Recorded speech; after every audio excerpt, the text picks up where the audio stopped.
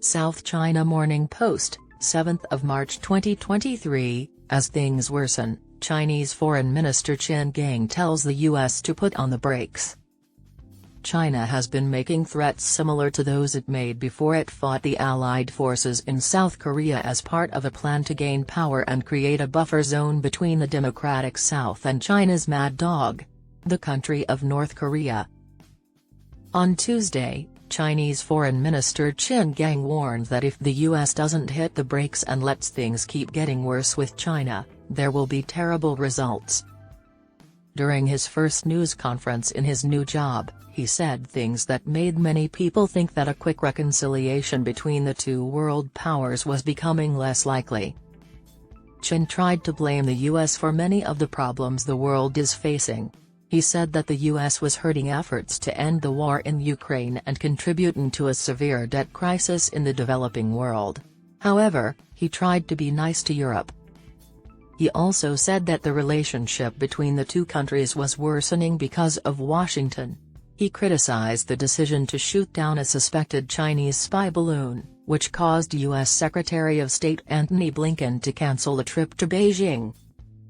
Beijing says it was a weather balloon that was blown off course, and Qin said it was an unexpected accident caused by force majeure. Not even the U.S. thought it was a physical threat. He said, the U.S. acted as if they were guilty. It overreacted, used too much force, and made a big deal out of the accident, which could have been avoided.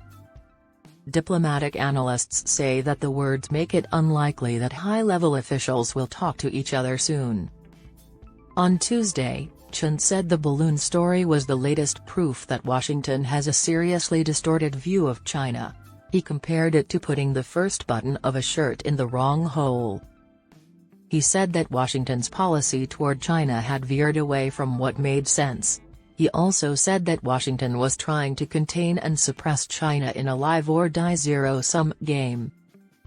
Qin said that one side isn't trying to run its best but is always trying to trip up the other side and even wants the other side to compete in the Paralympics instead.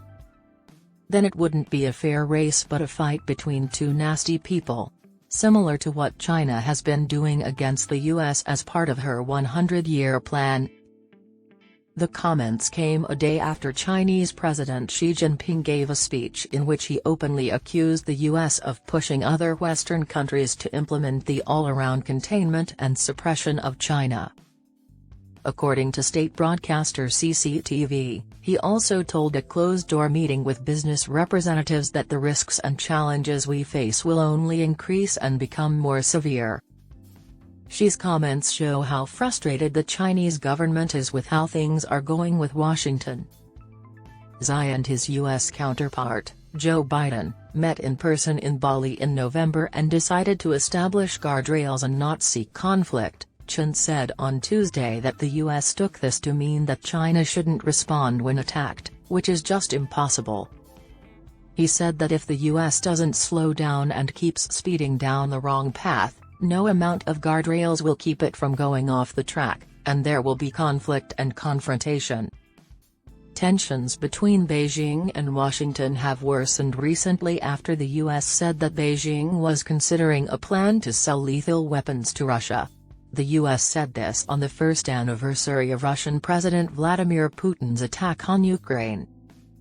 No proof has been given to back up the charge, but it has caused a lot of fear in Europe, and politicians have warned Beijing of sanctions if it crosses its red line and arms Russia. On Tuesday, Qin vehemently denied the accusation and said that the U.S. was trying to make the Ukraine war worse to back a certain geopolitical agenda. Unfortunately, attempts to promote peace and talks have been heard over and over again. He said it looks like an invisible hand is keeping the conflict going and, worse, trying to use the Ukrainian crisis to serve some geopolitical plot.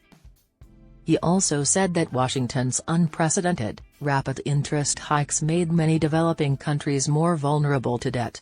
He said this in response to claims that China has given these countries loans they can't repay.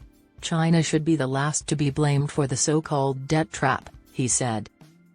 He also told the U.S. not to cross China's red lines on Taiwan and said that China's way of growing could be an option to the way Western countries have succeeded.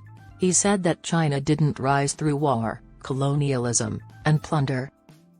But Qin also tried to talk in a way that would make Europe feel better because Beijing wanted to stop the EU from getting closer to Washington.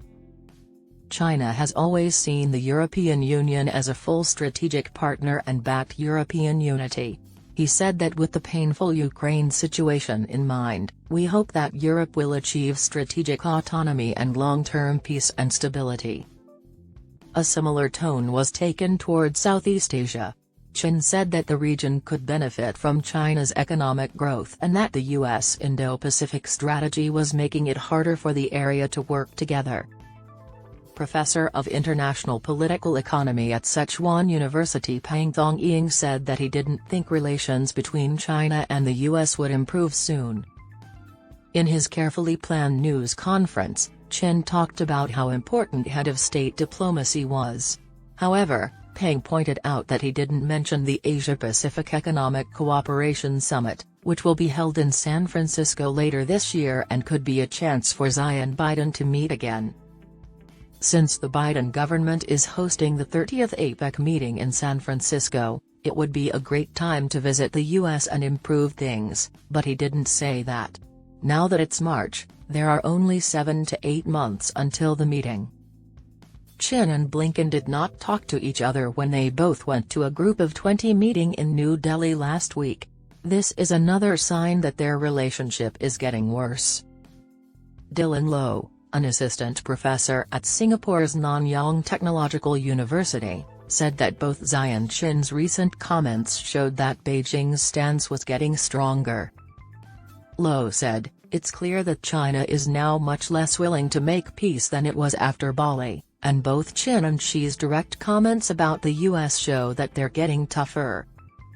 He said that it would be politically difficult for any breakthrough or meeting to happen in the current situation.